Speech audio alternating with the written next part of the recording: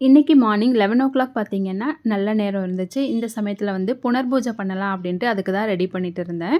நான் வந்து வியாழக்கிழமை சாயந்தரமே வந்து அம்மன் அழைப்புலாம் பண்ணினதுனால, இன்றைக்கி வந்து சனிக்கிழமை காலையில வந்து புனர்பூஜை பண்ணுறேன். வெள்ளிக்கிழமை அழைச்சவங்க வந்து ஞாயித்துக்கிழமை அன்னைக்கு பண்ணுவாங்க.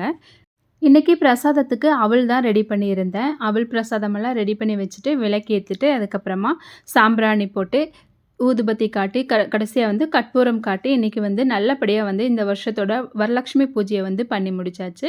ரொம்ப திருப்திகரமா வந்து பூஜைய வந்து பண்ணுனோம். ஒண்ணும் பார்த்து பார்த்து அழகா வந்து அலங்காரம் பண்ணி முடிச்சுட்டோம். இன்றைக்கி பார்த்தீங்கன்னா, புனர்பூஜை முடிச்சதுக்கப்புறமா இது எல்லாத்தையும் நம்ம எடுத்து வைக்கணும். எடுத்து வைக்கிறதுக்கு மனசே இல்ல. இருந்தாலும் எடுத்து வச்சு தான் ஆகணும். பூஜையெல்லாம் பண்ணி முடிச்சதுக்கப்புறமா, அதுக்கப்புறமா அம்மனுக்கு வந்து ஆரத்தி எடுத்துட்டு, அதுக்கப்புறமா தான் வந்து பூஜைய நம்ம வந்து கம்ப்ளீட் பண்ணணும். ஆரத்திக்கு பார்த்தீங்கன்னா, அம்மா வீட்ல இருக்கிறதுனால பாட்டெல்லாம் பாடுனாங்க. நீங்களும் கேளுங்க அந்த பாட்ட.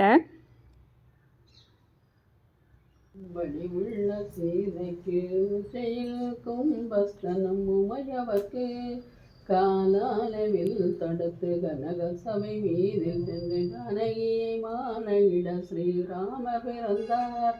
ஜெயமங்களம் நித்ய சுபமங்களம் ஆகொண்ட முனகுனா யோதிவனுனா முகுரே உண்டார மும்மூர்த்திலே ಸಂಬಂಗಿನೋನಲು ಸಾಂಬ್ರಾಣಿ ದಿವ್ವಲು ಸ್ವಾಮಿ ತಿರುಮೂರ್ತಿಗೆ ಅಲತ್ತಿಲೆ ಜಯಮಂಗಳಂ ನಿತ್ಯ ಶುಭಮಂಗಳಂ.